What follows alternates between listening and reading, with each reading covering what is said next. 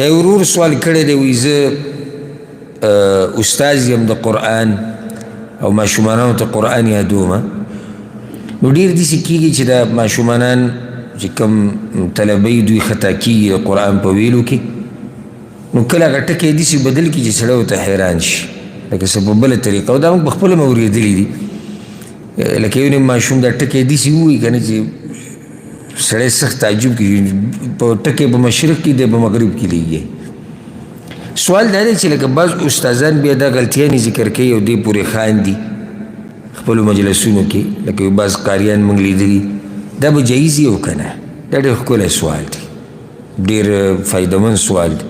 خصوصا د هغه چا دپاره چې څوک د قرآن استاذ دی یا عموما درته وایم که هغه دیني استاذ دی او که دنیوي خو موږ به مسله دیني بیان کړو دنیوي به پکې هم راشي اول دا مسله ګوره یاده کوي دا اوس د دواړو دپاره د دیني استاذ او دنیوي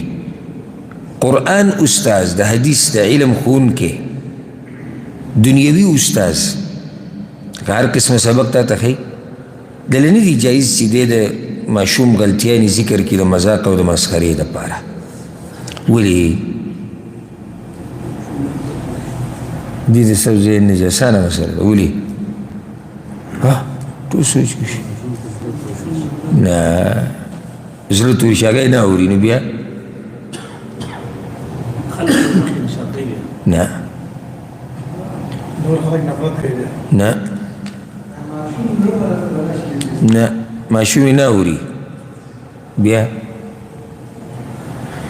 او ډېره اسانه مسله به پکار دی او تاسو به ټک کې جواب کړئ چې زه تا پورې خاندم په شیشه څه دې خیال دی غیبت دی مسخره ده د مؤمن پورې استهزا ده نه دا خو ماشوم دی نو ورې تا ته چا دا ویلي دي چې شاګرد پورې مسخرې کول جایز دي الله خو یا ایها الذین آمنوا لا یسخر قوم من قوم یو قوم دی بل پورې نه خاندي مخکې الله ویلي ولا تنابزوا بالالقاب یو بل ته بد نومونه مه الی دلته دا ویلي چې خیر د ماشوم یا خیر د زنانه یا خیر د کمزوري قوم والا یا خیر د عرب یا خیر د عجم یا ایها الذین آمنوا ای ایمان والو نه ول دي مسخرې کول دي دا خو مسخره م راله مسخره به کیم شوه غیبت هم شو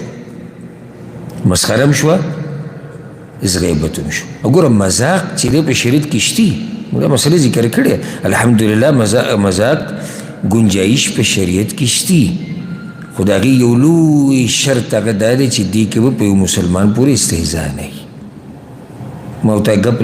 لګولی شو خاندلی هم شو موږ الحمدلله خو نه د هغې دا مطلب به نه چې موږ به د چا سپکاوی کوو هله به خاندو په دې کې رد دی په خلکو باندې چې لطیفې بیانې او په هغې کې به خلکو پورې خاندي او خلک خاندي الله نه یره پکار ده بله مسله هغه دې کې دا ده دا اوس خصوصا د دیني استاذ دپاره مسخرې کول په هغه څه پورې چې هغه تړون لري په قرآن پورې کیدی شي چې د دې د لاسه د قرآن د عظمت د اورېدونکي په سینه کې کم شي لکه اوس قرآن کې یو ټکی دی ماشوم هغه ټکی بل شان وي ماشوم مطلب دا نه دی چې شاګرد یادوم شاګرد ماشوم هم کیدی شي لوی هم کیدی شي خبره صرف د وړو نه ده نو که چېرته دا ټکی دی غلط ووایي او زه بیا په ذکر کوم پورې خاندم نو یو نقصان پکې دا هم دی چې د دې خندا د لاسه وګوره اټکی داسې چې د دې د لاسه د قرآن هغه عظمت هغه په زړونو کې کم شي داسې د بل چا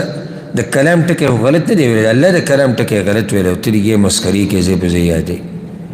بل په دې کې نقصان هغه دا دی دا اوس د بعضو ملګرو دغه جواب راکړو چې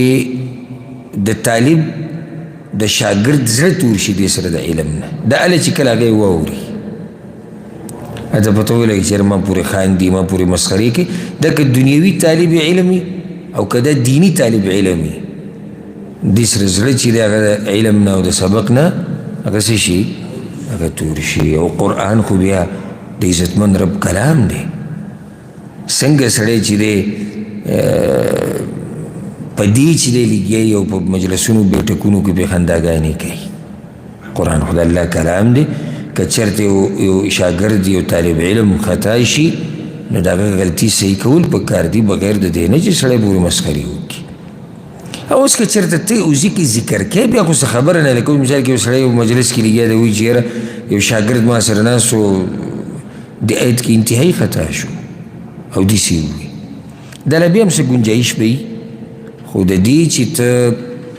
هسې لګیایي بې وجې او بیا مسخرې کوي او خاندي د دې نه ځان ساتل پکار دي. والله اعلم.